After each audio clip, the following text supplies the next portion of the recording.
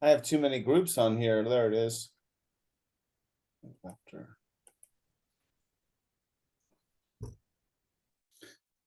And it's Laurele Sauls, right? Yes. All right, everybody. 12 o'clock. Here we are again. I changed my background a little bit to Charleston. Yeah, no, we're not in Charleston today. Terry, we're going to too many places, and you had me in Florida last weekend. We're in Myrtle Beach, South Carolina. This is awesome. Hello, everybody. Laura, hello. Terry, hello. Hello. Hello, David. Well, so it was so much fun to be live. This background that I changed to looks like a lot of fun. And I got to tell you, I don't think I've ever been to Myrtle Beach. So I want to learn more about Myrtle Beach. What's going on here in my background, Laurel?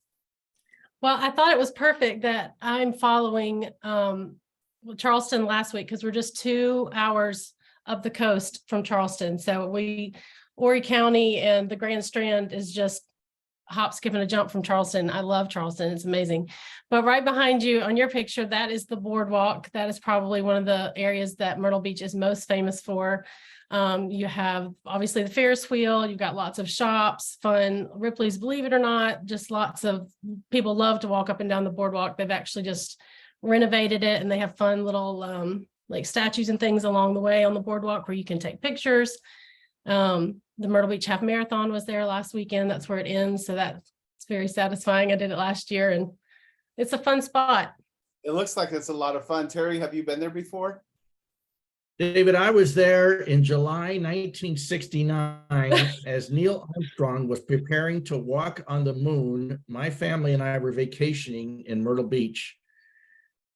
Wow. And I got to tell you, yeah, I'm a little bit older than you, Laurel. I'm a little bit older than dirt. But anyway, the thing is that the wild thing is that my brothers and I ate a hot dog from a street vendor, and we all got food poisoning that night. So the night the man walked on the moon, we're very busy in the hotel room in Myrtle Beach. So that's my memory of Myrtle Beach. You might need to come back and redeem it. Terry, I think I haven't been there since, so you're right. I make some new memories. We need to go back and go live. So for all you people out there that are joining us today, or maybe I know that a lot of you guys are at work and you can't join us for the live event, but we always put this up as a recorded event. So hopefully we're going to be learning a lot more about Myrtle Beach, South Carolina. I got to be careful. I want to say Charleston. I don't know why.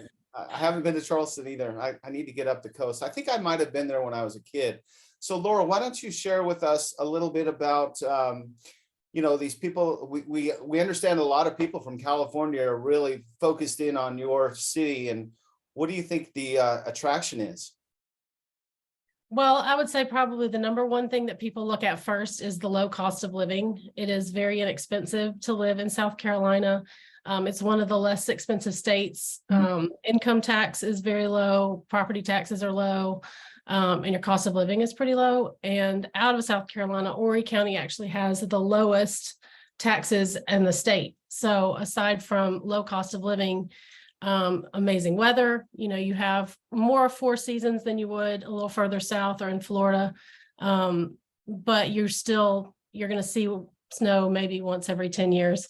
So you're going to, it's just nice weather just about year round. Tons of attractions, lots to do. We have 90 plus golf courses, so it's a huge spot for golfers. Lots of attractions, restaurants, nightlife.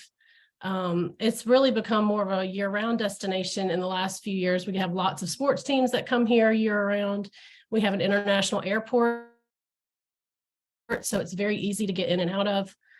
There's a lot going for Myrtle Beach. We have like 17 million visitors a year, so it's a fun spot to live in, surrounded by people who are happy and on vacation year round. It's funny, every week, and we do this every Monday. So for those of you that are joining us for the first time, we want to say thank you. And we're just here. We want to be your number one resource for people that are leaving California. We want to be able to educate you. We don't want you to just feel like every Monday we're just talking about one specific city, because we know that a lot of these tips and ideas and suggestions you can use for other cities in the country. But every week, Terry, you're like, oh yeah, I was just there last week, or I've been there a lot. 1969, I was alive, but I don't want to date myself too much. But yeah, this is different, Terry. This looks like a great town, though. What else do you know about this city, Terry?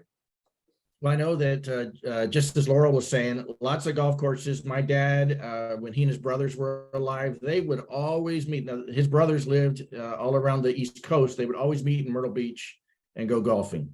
And they would golf 36 holes a day. And they were in their 70s, but at 36 holes a day, they were golfing on different golf courses. Laurel, can you speak to who you're seeing come to Myrtle Beach now, not just to visit, but to move there? Why are people moving to Myrtle Beach? I would say probably 80% of my clients are from out of state. The vast majority are from New Jersey. I've set lots from New Jersey, Maryland, a lot on the Upper East Coast, New York, Connecticut. I spoke to one of my Connecticut buyers a while back. He had 3 properties here that he owned, like 2-bedroom condos that he rented out, short-term rented. And he said that the property taxes on those 3 properties was a quarter of what he paid for his one house in Connecticut. And so I think that is a pretty compelling, Wow. incentive, especially we got a lot of retirees here. 25% of our population is over 65. People are cashing out. They have a lot of equity in other properties, especially after what's, happened in the real estate market in the last couple of years. And their money goes a lot further. They're not shoveling snow anymore. It's easy to make community, if you're retired and you don't have, I think when you're younger, you make friends with like your kids' parents, your kids' friends' parents, or your work coworkers. When you're retired, I think it can be a little bit harder to think about starting over. And so you have such a strong population of retirees here. I think it feels maybe a little less daunting to make friends and community here in an area where lots of people are coming here for that same reason. So I do get some from California, Oregon. Those are probably the main areas that I'm saying, far West Coast or up, Upper East. So now this is going to be about a 3 or 4 part question, so we'll have to break this down a little bit. But I want you to, what is the population? So it's about 475,000 in Horry County. We're in the Grand Strand, which is 60 miles of coastline. It's long, skinny. And in that you have North Myrtle Beach, which some people don't realize is a separate city than Myrtle Beach. You have Little River, which is just at the state line of North Carolina. You have Surfside, Murrells Inlet, just lots of little Pawleys Island. So you have lots of little towns up and down the coastline that are in the Grand Strand and in Horry County. So it's really spread out. You have a lot, and each town has its own distinct feeling. And then you also have Conway, which is a little further west, which is charming. If I was not right in Myrtle Beach, that would probably be where I would go. So it's spread out. You have, about 475, but then you have 17 million visitors. So it makes it feel much bigger than it actually is. That's a lot of people. Yeah. The line that I'm going down is, I wanted to find out what the different areas are, what kind of housing you have. It looks like we can see here on the beach that you have condos on the beach. Yep. Talk about the different housing options. Maybe talk a little bit about the price points and where people can get a really nice house for affordable pricing, and then where it's a little bit higher. I know this is a lot of information, but if somebody was watching this and they wanted to know about the real estate, what would you tell them?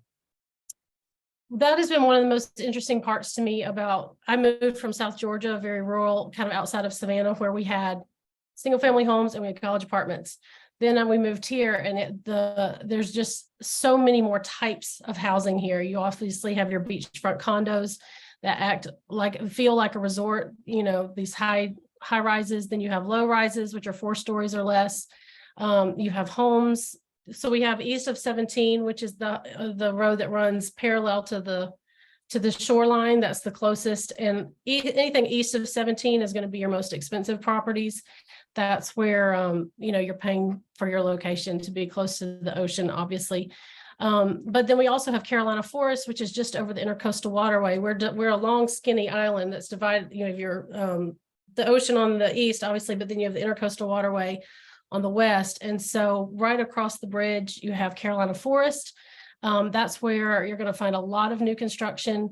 And that's also a really popular area for people with kids in school. It's one of our most popular school districts. So lots of growth over there. And then it honestly, after that, it really just depends on the way you want it to feel. If you're wanting to be in the heart of the nightlife and everything going on, you may want to be right in Myrtle Beach. If you're wanting more of a slow pace and a relaxed kind of old school Southern beach town feel, you might go down to Polly's. I really just spent a lot of time getting an understanding of what it is they want to do, where they want to spend their time. Are they big golfers? That kind of thing. And I've even started, even just right over the state line. I know we're not really getting into North Carolina much, but even right over the state line, it's a little bit slower paced. It's not quite as populated. That's also a great area just over the state line.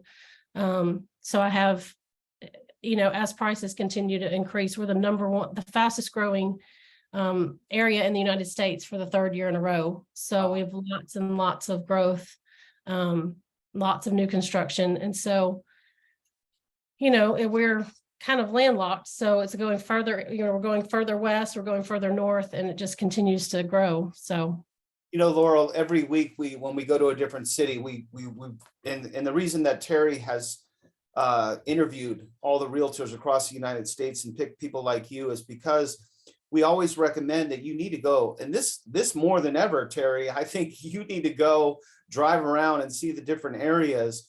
But when a realtor talks to somebody for the very first time and the first words out of their mouth is, you know what, you need to buy, and they're trying to sell them a house right off the bat and they don't even know that person, we know that's not the right realtor. And I'm glad that you brought that up, because you're saying that when you bring in clients, you're showing them around and showing them the different choices. Because man, I'm just looking at this picture and I could see so many, I could just imagine the different options. So we appreciate you saying that. And when you say, these are getting a little more expensive, are we talking California expensive, or are we talking about South Carolina expensive? Well, and it is all very relative. I know usually when people come from either California or, New York area, when I say something is expensive, that I am careful with that, because that is very different.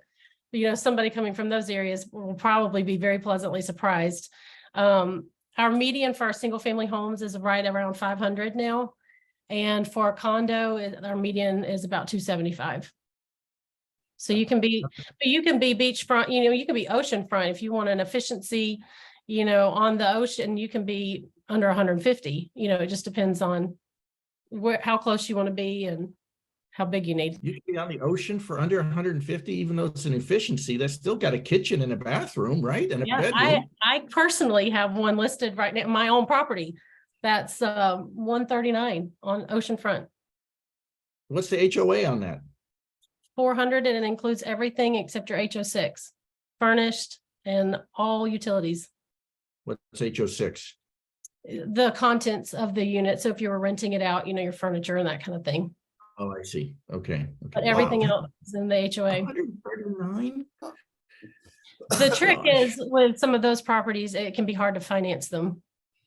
That can be the issue for some people. Okay, because there's so many rentals in that unit or that building. Yeah, they're considered non-warrantable, many of them, and so it's harder to find lenders. You have to put more down, usually 25%, and not impossible, but if it's under 400 square feet too, it can be really tricky to find a lender. Well, 139 is a down payment in California. I mean, you get a whole unit for 139. So why bother with crazy? That unit we bought in 2021 for $68,000.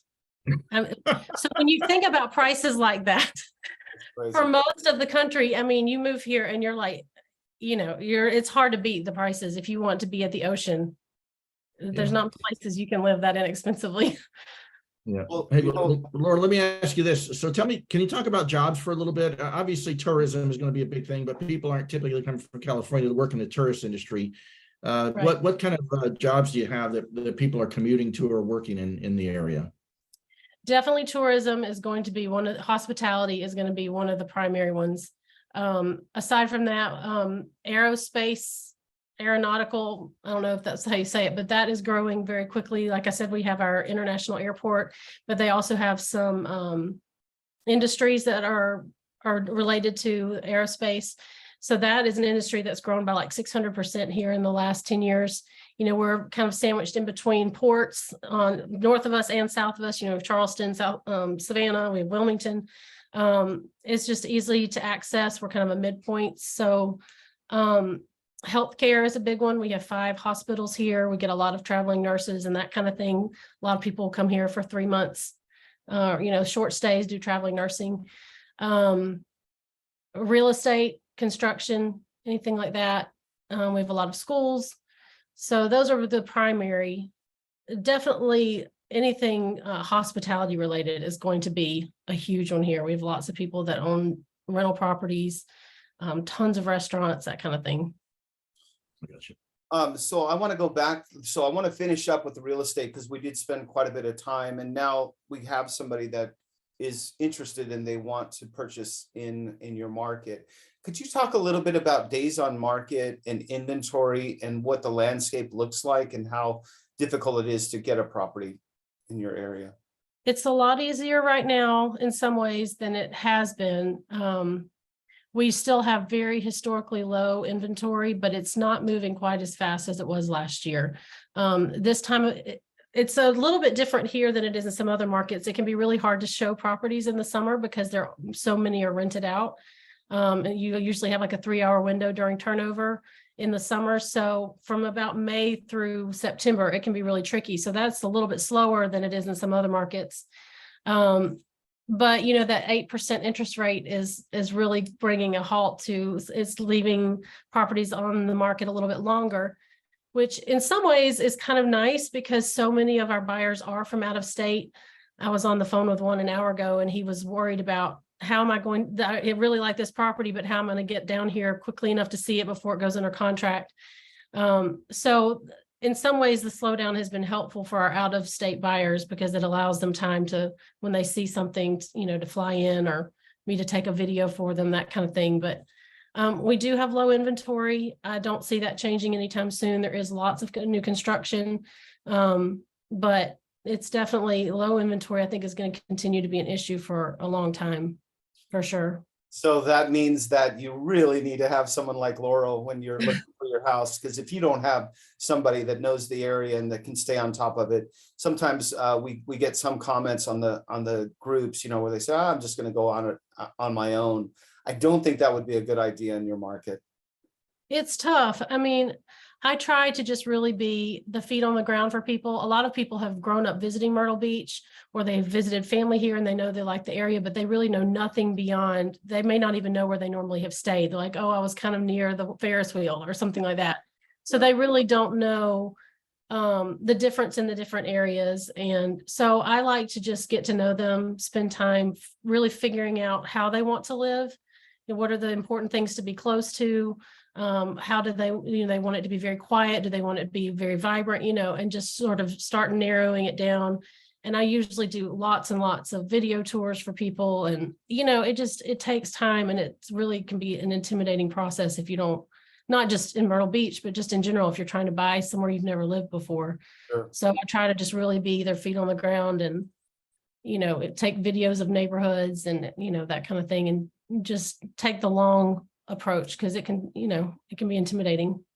So every week we get comments where people say, this is really kind of sad to me. People will say, I just didn't want to raise my kids. Now, these are realtors that have left and they're in new markets, and now they're a realtor in a new market. And they said, look, I just didn't want to raise my kids. And when we talk about kids, and I have one, she's a senior in high school. Terry's got a couple of children. Do you have any kids? I do. I have 6. Oh, okay. You got me. Well, what do you want to know about raising kids in Myrtle Beach? I can probably answer. All right. So Kids in every kind of school situation there is, just about. This is a top concern. So yes, I do want you to talk about education. So I have 6 ranging from 21 down to 12. I have kids in college in South Carolina. I have kids in charter schools. I have kids homeschooled. I have kids in the public school. We are doing it just about everything. And the thing I like about the Myrtle Beach schools, my kids go to Myrtle Beach middle school and high school. So they're right. One of the things that I think is amazing, they find underwhelming, but every day when we leave school, I'm like, does it not blow your mind that we have just pulled out of the school parking lot and we can see the ocean? Like, do you understand how many people would think and that's insane? And they're like, okay, I roll. They have surf club. I mean, that's cool. The football team practices with the Coast Guard in the summer and they run in the sand. Like, I think that's awesome. But there's a lot of diversity in the Myrtle Beach schools. I think they said at the beginning of the year, there was like 80 countries represented.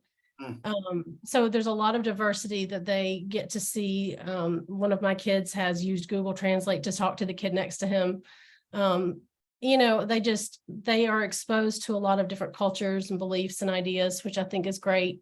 But there are a lot of different options. You've got private schools. There's a new charter school that just opened. It's like a sports school where they do practice half the day and then they have school half the day. We're trying that out. So yeah, there's a lot of different options. It's very easy state to homeschool in if that's something that you want to do. It's not it's not heavily regulated. They do keep tabs, but it's in a our governor is very openly pro-parent. He does not believe in taking away the power of the parents, which is a very big deal for me. He spoke about that a lot during COVID, and when there were mandates that were coming out, he was very, very adamant that those were decisions that should be left to the parents. So it's a very pro-parent state. Go ahead, Terry. Well, on that theme, so you got me curious, Laurel. If you go, obviously, the further west you go away from the ocean, housing prices are going to get less expensive. Now, is new construction going on out there? And if so, I assume it is. And if so, can you give us some price ranges? Because I know people in the groups, they love new construction. Yeah. Who wouldn't? The house I bought in California was new construction and lived in it for 20 years and absolutely loved it. So if you can kind of speak to that a little bit. And again, just kind of, I think you said the intercoastal is the dividing line to where you get into, can you kind of explain what the intercoastal is and why it's a different body of water people have to go over? Mm-hmm. The intercoastal, I'm not sure how far. I mean, I think it goes up several states. I know I've taken it down here in Florida. Yeah, so I'm assuming it connects the whole way, but I don't know. It goes all the way. It goes all the way up to New York. Yes. Oh, wow. Okay, so I didn't even know that. I've only taken it through South Carolina, North Carolina, but so you cross the bridge and you go into Carolina Forest, which I said is one of the popular school districts. There's lots and lots of new construction there. You also have Conway, which I think I mentioned is the cutest little town. If you're wanting like a charming old town, the live oaks in Horry County are protected. So you have 100-year-old live oaks, and in Conway, you will literally have this massive oak tree and the street has been poured around it. Like you'll have to stop because it's a 1-lane road in the middle of downtown because the oak trees are so revered, which I love. Beautiful architecture, river going through the middle. It's so charming. Conway also has Coastal Carolina University, which I don't think we spoke about with schools. We have a tech school here. We have some sort of Pittsburgh Aerodynamic Institute or something like that. That's not exactly right, but and then we have Coastal Carolina, which is a D1 school and has really made its mark on the map in the last few years because their sports their football team has been amazing. So that's also in Conway. You have a lot of what used to be rural farmland outside of Myrtle Beach on the other side of the intercoastal that has been being built up with lots of new construction. Depending on the size and the builder, you could get in, low 200s up, depending on how custom and, that kind of thing. But the farther out you go and, depending on the builder, you can get in the low 200s, low to mid. And if you're living in Conway, is that what you said it is? Conway? Mm-hmm. How far are you from the ocean? How far are you from the ocean there? Depending on the time of day, 25, 30 minutes. Okay, so that's not bad at all. And it is charming. They turn into, it's Halloween USA. They changed the name of it in October and they have just decked out pumpkins and all the live oaks. And I mean, it is adorable. Well, Great. I'm glad you brought up Halloween, because that's on the next on our list is why did you choose this city? And go ahead and brag a little bit about all the amazing things to do and see when you're in Myrtle Beach. I had actually never been to Myrtle Beach before I moved here, which is kind of crazy. I only grew up 4 hours away, and lots of friends vacationed here. But honestly, it was the middle of COVID. All my kids were home, being homeschooled. I'm working from home. My husband's working from home, and his boss wanted him to check out Myrtle Beach to transfer here. He works, he sells food to restaurants, so it's a very big business here. And we were content where we were, really had no visions of moving. But I was like, let's just go for the day and get a break from the kids. Just go check it out. And everything was still shut down. Like none of the restaurants were open. We actually stayed in the home of his now boss and spent the night with him because none of the hotels were open. And I very rarely have strong opinions. But in this situation, within a few minutes of being here, it felt like it wasn't a decision to make. It felt like I was just seeing our next steps being revealed, even though on paper, it really didn't make sense for us to leave. And I just thought it would be really cool for our kids to grow up at the beach. And I grew up in Georgia, and I had a lot of friends who are from South Carolina, and there was a really strong sense of like pride of place. Like people who grew up in South Carolina, even if they didn't live there anymore, you would always see the palmetto and the crescent moon, bumper stickers and it was a very strong pride. And I was always a little jealous of that. So I just thought it'd be cool to be a South Carolinian. Well, it's funny. I living in Las Vegas, obviously the biggest thing I get from people is they say, well, I don't know if I'd want to live in Vegas, but I've been here in Las Vegas since 1975. I hardly ever go to the Strip.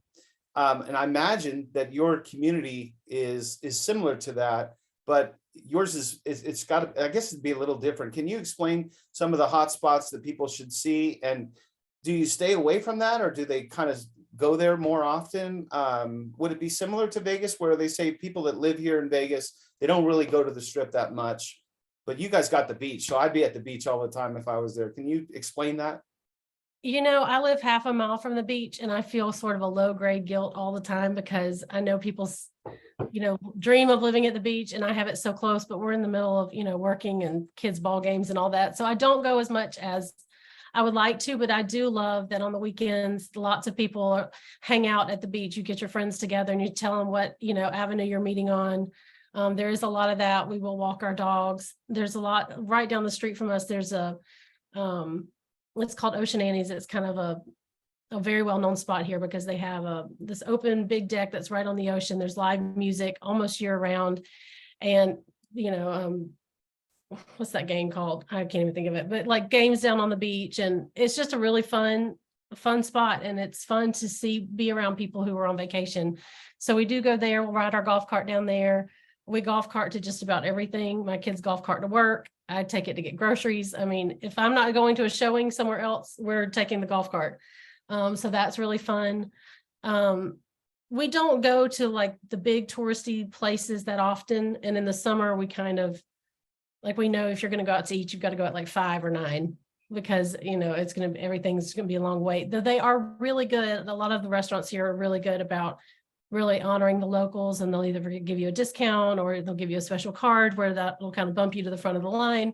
But there are several state parks here that we do go to regularly. There's Brook Green Gardens, which has just incredible outdoor art and paths you walk through and light displays. Lots of locals go to that. It sells out the night of 1,000 candles they have at Christmas sells out in July. So you do have to kind of plan ahead for some of the most popular areas because they, like Conway right now is a really popular spot to drive to because it's Halloween. But, places like Ripley's and the Ferris wheel, we might do it once or twice, but that's not going to be it's too expensive with 6 kids to be doing that all the time. Sounds like stuff that you remember as a kid in California, right, Terry? No, that just sounds like an amazing community. And the thought of riding around on a golf cart, can you imagine, Terry, taking your golf cart down to the beach? Like, how cool would that be? What were you going to say, Terry? Yeah, I gotta tell you, there's lots of places here in Florida where people ride around on golf carts. So it's a very popular thing. My neighbor, about 4 houses down, just bought a golf cart, and he drives around here in Central Florida in our little area on his golf cart. But hey, Laura, let me ask you this. How bearable or unbearable is traffic in the summertime when it's high season? Do you just stay away from those really high density areas, or is it manageable, or how's that work? I think that's another thing that's like affordability is kind of relative. Like I said, I came from a very agricultural area, which the only thing I'd ever get stuck behind is a tractor. So for me, it was a little bit of culture shock. It does get busy, even not in the summer. Like last week was Jeep Jam, so lots of Jeeps. We have Mustang weeks. We have bike weeks, several bike weeks a year. So it's not just in the summer. For the most part, I find it pretty bearable. I can get aggravated when I'm like running late to get my kids to school, and I'm like, please be a tourist later. Like, just move. But most of the time, I feel it's a mindset. I have to just choose to be really happy that people are here and that they're, they've saved up all year to come on their family vacation, and I'm not going to be, riding their tail, ruining their week. But yeah, the temptation is there to be frustrated sometimes. And, you said it runs roughly May to September. Is that kind of the season? Yeah, that's pretty much the season. I mean, we get starting about spring break and then going through Labor Day. Okay. Well, but it's not bad. When we talk about this passion of, I could just feel it. I can feel your emotion. I can feel your passion to help people. And the first words out of your mouth are not going to be, well, do you want to buy or not? It's like building relationships. People become, when I gain a client, I know when Terry gains a client, when you gain a client, these people become our family. Like we're not just trying to get this done. Like we want to educate them. And so with that being said, I do really respect your passion, and the fact that you had never been there before and now you're a resident is amazing. And during COVID, of course, yeah, I was in San Diego during COVID with my daughter, and I don't know if I told you the story, Terry, but it was pretty funny. We would be on the beach, and they would say the policeman would come through the beach, and they'd say you have to be walking, you can't stand still during COVID. So they would come and they would say, everybody, you need to get up and start walking. So we would walk 3 steps and we'd sit back down on the beach and look at the ocean. But that's because the virus can't walk. So therefore it can only get you if you're sitting still. That's what okay. I didn't understand. Logic. So when we're talking about passion and helping people and having clients become family members, do you have any favorite stories? They don't have to be from California, but if you have a California relocation, that'd be great to share a couple of stories about people that have left California. I actually had one recently. She has not bought yet, but they came from California. They were about to list their house. They weren't sure what area they wanted to be in, so they were sort of going through multiple cities in South Carolina. And I had never met her before. I knew her daughter many years ago, and so she connected us. And her main thing that she just kept bringing up again and again was the prices of the homes. They had spent a lot of time remodeling and have invested a great deal of money, and they were standing to make a good amount too, but they just couldn't believe how much house they could get. And they couldn't believe how friendly people are. I get that a lot. People at first can be very kind of hold you at arm's length because they think that you're being fake. I don't know if it's like this in California, but like if there's a funeral procession, everybody pulls over to show respect to the person who's passed away. So all traffic stops. Everybody waves as you go by, and it can take people a while to let their guard down and realize that people really are actually that friendly, that it's not an act, that we're not gonna, turn around and talk about you 5 seconds later. It really is. People are very generous spirited, very laid back. I think that catches people off guard probably the most. And sometimes it can be a little challenging. I haven't had this with a California buyer, but I did have one from up north. They were coming down and they were just wound really tight. And I actually really liked them as people. They were difficult clients, but they didn't like the way our contracts are written. And so they wanted me to go to an attorney and have them written the way they were written in their state. And I'm like, honey, that's not, you're coming here. You got that. I think that is the main frustration that sometimes people who are locals can feel is like you're leaving something that you don't like and you're coming here because you see something here that's desirable. So when you come, you need to be the one to adapt. It's going to be slower, where we do things at a different pace. So if you're leaving something because you didn't like it, don't come down here and then start wishing that it was the way, like wanting to change everything. Like you're leaving it for a reason. So sometimes it can take a little bit of time for people to just sort of relax and, take some deep breaths. They can just be kind of just like this all the time, like holding everybody at arm's length. And it takes a little bit of time for them to drop their defenses and just, enjoy it. Chill out. Yep. So, See that a lot. Laurel, I'm glad you brought that up because every week we talk, this is kind of getting to be a routine, and it's really nice to know that everywhere in our Premier network.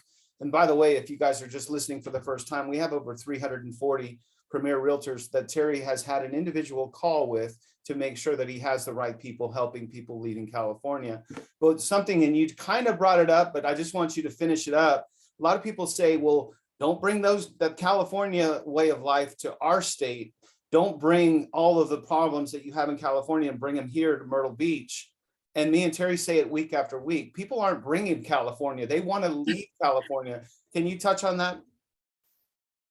Yeah, I get more of the like, well, I want the really good New York style pizza. And we're like, we don't have that. We have great fried chicken though, and really good sweet tea, but you can't be mad that we don't have the pizza that you're accustomed to. It's more of that. It's a lot of food stuff or like favorite restaurants or grocery stores or, I wish this town had this thing. We're like, well, that's a northern store. We aren't in the north, or whatever.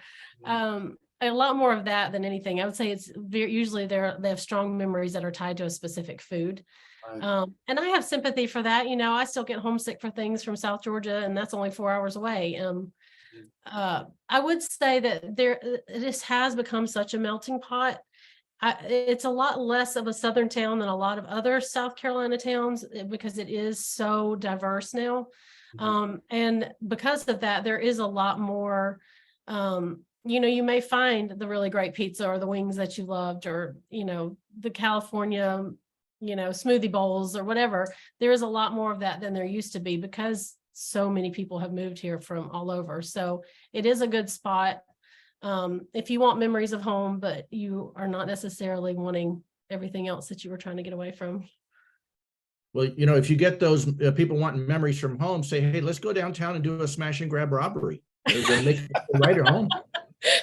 Why not? Come on. I mean, you're going to end up in jail. You're going to end up in jail and you're going to get prosecuted, but let's go do a smash and grab. We'll feel right at home. Terry, stop it. You're giving people ideas. Don't do that. Oh my gosh. And just gosh, and again, these always go by so fast. We're coming up on 45 minutes in, and I could keep going on and on. But one of the things I always like to hear from our realtors is if we had somebody that was, in California right now, they're watching this video and they're just not sure, and they're a little hesitant. And believe me, this is a big, huge decision to move to another city, and mind you, all the way across the United States. Could you give some input and some insight, maybe give some advice to people that are thinking about leaving and they're just not really sure where they want to go? Man, are you talking about South Carolina in particular, or just I'm just talking just in general? Yeah, just in general. I know not everybody has the opportunity, but I think the realtor from last week in Charleston, where they were able to just go kind of to the spots that they were visiting, all the different areas. I think that's a really smart thing to do if you have that opportunity. I do think if you can get connected with a realtor in each area, somebody who's not going to push you to buy, but is willing to take the time with you to just sort of talk about the culture of your town, to really spend some time having a conversation, getting to understand what it is that they want their life to look like. Because sometimes Myrtle Beach may not be a good fit or wherever, but you need somebody who lives there that's willing to invest the time, just person to person, without a sale, being really on the periphery, just being somebody that will honestly listen to their concerns, their needs, their wants, and be willing to say, okay, this may not be a good spot for you, but I'm going to send you a little information about this place. Or, Mhm. I think that's a really important piece, having somebody on the ground, whether it's a friend or an agent or whoever, that is willing to take the time and just, because I think a lot of times, and I think it's one of the most fun parts of being an agent, is listening to people's stories, their pain points, the things that they're hoping for the future, and not only listening to what they're saying, but also listening to what they aren't saying, and sort of reading between the lines. And I think if you just take time to really listen, it can be really helpful, because there is such diversity. I mean, even if we're just talking about South Carolina, I mean, we've got mountains, we have the ocean, everything in between. I mean, it's a wonderful state. But I also, sometimes I will talk to somebody, I'll think, you know what, I think a better fit for you would be just over the state line in North Carolina, and here's why. Let me show you that area. Or, I may refer them to somebody. I work some in Georgia, but I may refer them to somebody that's in a part of Georgia I don't work in. There's so much diversity in our area, that I would not be serving my clients well to just only focus on Myrtle Beach, because there are lots of beautiful areas in the state that they could be very happy. But I think just listening and really trying to understand without having a preconceived idea is important. Or having That's somebody great. to do that with. So Laura, let me ask you real quick. I got two questions for you. First one's easy. How far are you from the mountains? If someone wants to go get away from the heat in the summer or something, they want to go to the mountains, how far away are you from there? 3.5, 4 hours. Okay, and I know we're not talking Lake Tahoe here. We're not talking 8,000 feet or something like that, but No. at least it's a little higher elevation. Yeah, Blue Ridge And Mountains. a You little can more be in wood. Asheville in about 4.5 hours. You can be in Greenville in Oh. 3.5 hours. Both Okay, beautiful. Yeah. that's great. And then what do you tell people who are scared to death that a hurricane's going to come blow away that Ferris wheel and everything else with it? What do you tell people like that? Hurricanes and alligators are the two Oh, there you biggest go. concerns for people Alligators. that don't live here. Hurricanes and alligators. And I will say, when I first moved here, so when we lived in Georgia, we had alligators there too, but not right where we lived. In my neighborhood, we have 2 big lakes, and the alligators will cross the street, and my kids are out playing. And we had first moved here, and my girls come running and said, the boys are messing with an alligator. And I go out there, and there's an 11-foot alligator crossing my street, and my kids are throwing sticks at it. And I'm like, this is how it ends. My children are going to get attacked by an alligator. And but it's honestly, hurricanes and alligators are obviously both real concerns. You don't stand right next to a lake and, dangle your small dog next to it. You have to be wise, but for the most part, they leave you alone. And hurricanes are real. I mean, we do have hurricane shutters for those situations. I bring in our potted plants maybe once a year. We had a hurricane hit last year, and my lemons didn't even fall off my lemon tree. I mean, it's, for the most part, I mean, you do have a big one every now and then. Like I said, I'm half a mile from the ocean, so the wind would be the bigger factor right where I live. But honestly, the bigger factor is flooding further inland. That's a much bigger issue with hurricanes than the wind damage, for the most part, barring we had Hugo in '89, but Yeah. flooding is really more of something to be mindful of than, your trees blowing out of the yard. Well, you know what? So much great information. And, and like I said, at the start of this, even if you're not thinking about Myrtle Beach, even if you're thinking about going somewhere else, this is great advice. We say it week after week. Go check out the areas. Make sure you find a really passionate realtor like Laurel. And Laurel, by the way, if somebody wants to get a hold of you, could you please share your contact information? We need your email and your phone number so people know how to get a hold of you. Sure. My email is easy. It's just my name, Laurele Sauls, at gmail.com. You can also use Laurele Sauls to find me on Facebook or Instagram, LinkedIn, all that. And do you want me to share my number now? Yes, please. 912-601-6107. That's my cell. You can text or call me whenever it's convenient. Terry, as we're wrapping up, what else you got to say about Myrtle Beach? I think I need to come back and see if I can find that hot dog vendor that gave me food poisoning more than 50 years ago. But hopefully he's not in business anymore. But no, I definitely, it's not that far of a drive. My dad used to drive, my dad in his 80s used to drive up to Myrtle Beach. So I should drive up there sometime and check it out again. And maybe bring my my two boys up there. Well, they're men now, my two men up there and check out Myrtle Beach again. I hear nothing but great things about it. So Laurel, thank you very much for joining us today. It's been a pleasure. Absolutely. Let me know if you come and I'll show you around. Yeah, we Sounds good. pick you up on that. Thank you so much. Thank y'all.